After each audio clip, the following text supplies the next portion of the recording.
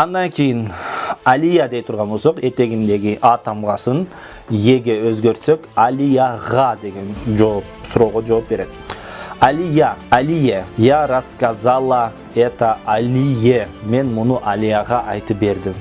Я рассказала это Алие, мен муну Алияга айтып бердим. Джамила дей турган болсок, демек Джамиля, я да өз негизи орусчада я тамга менен жазылат. Джамиля. Эми Джамилага дей турган болсок, Джамиле дейбиз. Джамиле. Мама посоветовала Джамиле. Апам Джамилага кеңеш берди. Зоя дей турган болсок, Зоя дей турган болсок, эми Зояга деш үчүн Зое дейбиз. Зое.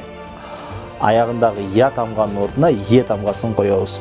Мама посоветовала Зое. Апам Зояга кеңеш берди.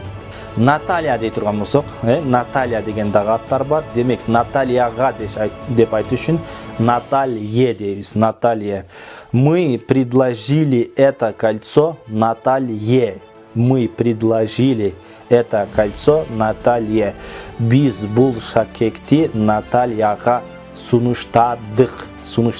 София дей турган болсок, мисал үчүн аягында я тамгасы бар экен, демек аны е кылабыз. Софье болот ошондо. Учитель объяснил урок Софье. Учитель объяснил урок Софье. Мугалим Софьяга сабакты түшүндүрдү болот.